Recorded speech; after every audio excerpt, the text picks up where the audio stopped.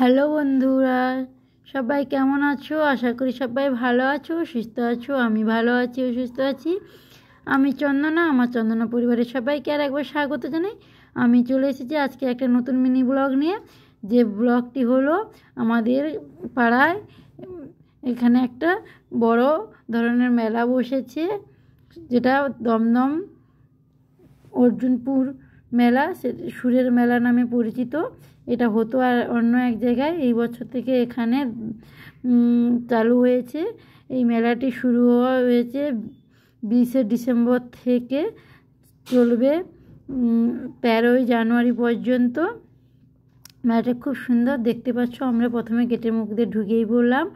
এখানে ঢুকেই দেখো কত সুন্দর সান্টা ক্লজ সাজিয়েছে। যেহেতু 25শে ডিসেম্বরের দিন গিয়েছিলাম, তাই কত সুন্দর সান্টা ক্লজ সাজিয়েছে বড় এক। আমরা তো এখানে প্রথমে সান্টা ক্লজের কাছে গিয়ে দাঁড়ালাম, দেখলাম অনেকেই সান্টা ক্লজের পাশে দাঁড়িয়ে সেলফি তুলছে। তাই আমাদেরও ইচ্ছে হলো একটা সেলফি তোলার, কিন্তু আমাদের কেউ তুলে দেওয়ার লোক ছিল না, তাই আমরা তুলতে পারিনি। তবে তুলেছি সেটা এতটাও ভালো নয়। দেখো বন্ধুরা, এটা হচ্ছে অফিস। খুব সুন্দর জায়গাটা, আর খুব সুন্দর করে সাজিয়েছে। মানুষের এত ভিড়, এত সমাগম, মানে কি বলবো, খুব নাম করা মেলা। তোমরা নিশ্চয়ই জানো, সুরের মেলার নাম শুনে আছো। সেটা শুধু জায়গাটা পরিবর্তন হয়েছে, কিন্তু মেলাটা খুব একই আছে। এই দেখো বন্ধুরা, আমরা একটা সেলফি নিয়েছি, আমি আর আমার মেয়ে।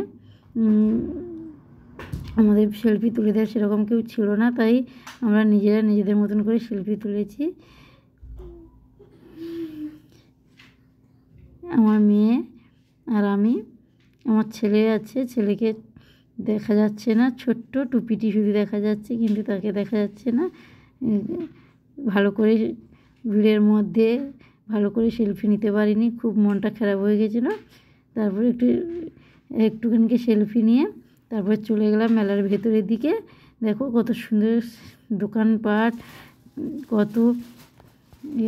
কত রকমের ডিস্কো, নাগরদোলা, টয় ট্রেন, বাচ্চাদের গাড়ি, এরোপ্লেন, অনেক রকমের অনেক জিনিস এসেছে, খুব সুন্দর। এবং আমরা সেখান থেকে চলে এলাম। এবারে এসেছি একটা পাঁপড়ি চাটের দোকানে।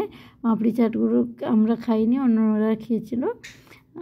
এই যে চলে এসেছি এটা ট্রেন, বড় ছোট সবাই বুঝতে পারবে, চড়তে পারবে। খুব সুন্দর, খুব স্পিডেও ট্রেনটি যাচ্ছে। আমরা সেখানে দাঁড়িয়েছিলাম, একটু দেখলাম। আমার ছেলে মেয়েকে বললাম চড়ার কথা, ওরা কেউ রাজি হলো না, ভয় পাচ্ছিলো, তাই চড়েনি। তারপরে সেখান থেকে চলে গেলাম একটা নতুন সার্কাসের কাছে। দেখো এটাও একটা, এই ট্রেনটা এই যে নতুন একটা, এটা মানে খুব ভয়ানক একটা। জানি না তোমরা কারা কারা চড়েছো এর মধ্যে। আমি তো খুব ভয় পেয়েছি। সেখান থেকে বেরিয়ে এসে একটা চলে এলাম